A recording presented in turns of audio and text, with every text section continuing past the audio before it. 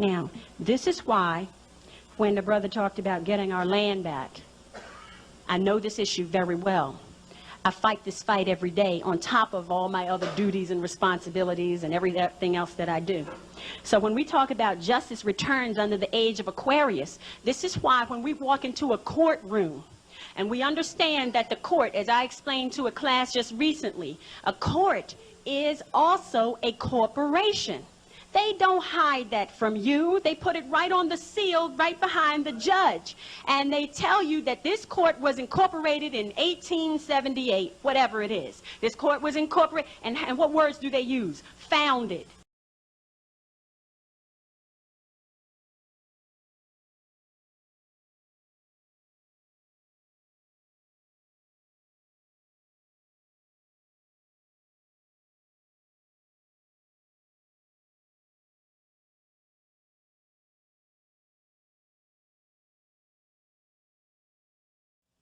So when you see the word founded and you see the word established in, it already tells you that they're a corporation. Understand? And anybody who owns a corporation does what? Own a slave. Because a corporation is a slave holder. Understand? Now, let's talk about the issues that come up in court. How am I with time, Noah? All right. The point I want to make real quick relative to going to court and getting land back and all these issues and all these injustices that have been done to us, when we participate in organizations that take us off our square, that adds to the chaos and the confusion. So it's better not to join anything at all and just be yourself if you're not going to be a Moor. But even if you're going to be a Moor, understand that sovereignty is an individual thing. Don't go into court talking about I belong to such and such organization.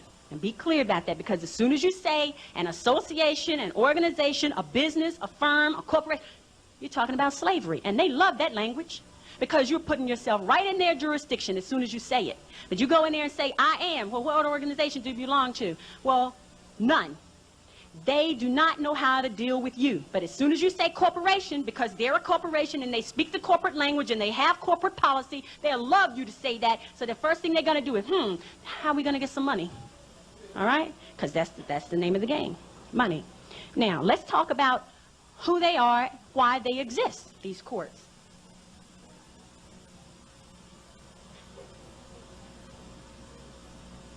First of all, we know they're not really courts.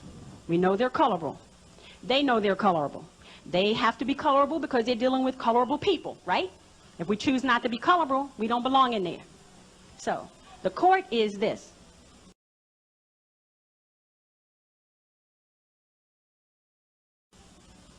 Just like the Commonwealth of Pennsylvania, just like the Bar Association, just like the United States of America, they are this.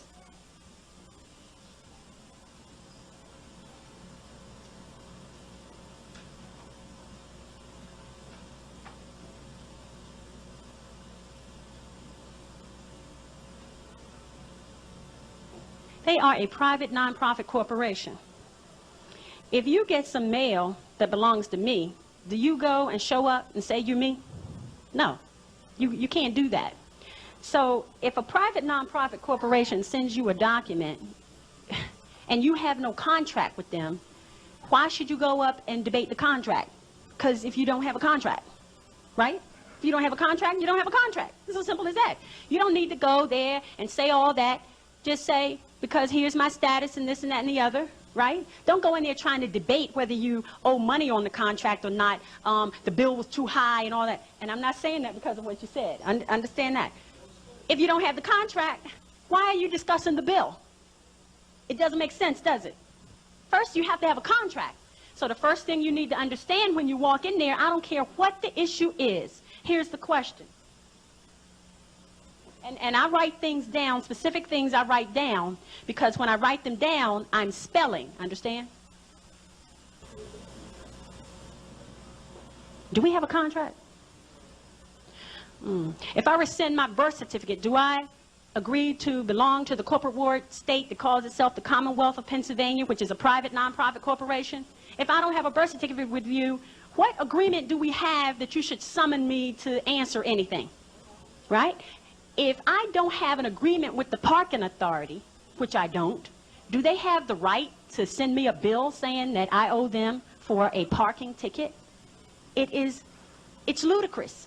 Now, the thing to say is, if you don't have the contract, you have certain rights, and you need to exercise those rights. And there are codes even that are there, and laws that are there to protect you if you don't have a contract with somebody and they're trying to make you adhere to a contract. I don't care what kind of contract it is. If you don't have a driver's license and they pull you over, the first thing you need to say is, I don't have a contract. They may still give you the ticket, but understand that if there are other things, which I already explained, in the language of silence, which because we are amongst non-Moors tonight, I will not show you. However, there's a language of silence that you can speak to these people and they will not bother you. You can trust me on that. However, if you are not comfortable and you happen to get off your square and you get the ticket and you have to go to court, that's the first thing you have to say. I don't have a contract. And all of these courts, because they are corporations, the only type of policy they can deal with is contract policy, not contract law, contract policy. So the first thing you must ask is what? Do we have a contract? And if the answer is no, then I'm here under threat, duress, and coercion.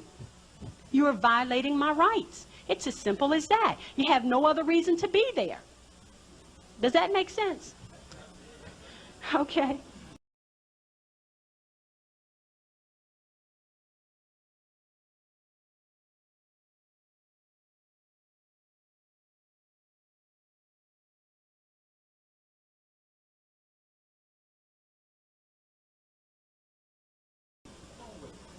If the state comes in and says, you're not treating your children right and we want to take them, right? The first thing you have to say is, state, do I have a contract that says I gave my children to you? At what point produce the contract? Produce the contract. If you send me a bill, and understand that if you belong to the corporate board state, you can't make these arguments because you do have a contract, which is the birth certificate, which is the marriage license, which a marriage license is your contract, is the woman's contract with the state and the man's contract with the state. It's not a contract between the man and the woman. Never was, never will be. Unless you have a prenuptial agreement or something else, you don't have a marriage contract with the one you think you love. You have a contract with somebody else who becomes a third party to your life, always, till you rescind the contract. All right? Because that's not how you get married. Marriage is under all law.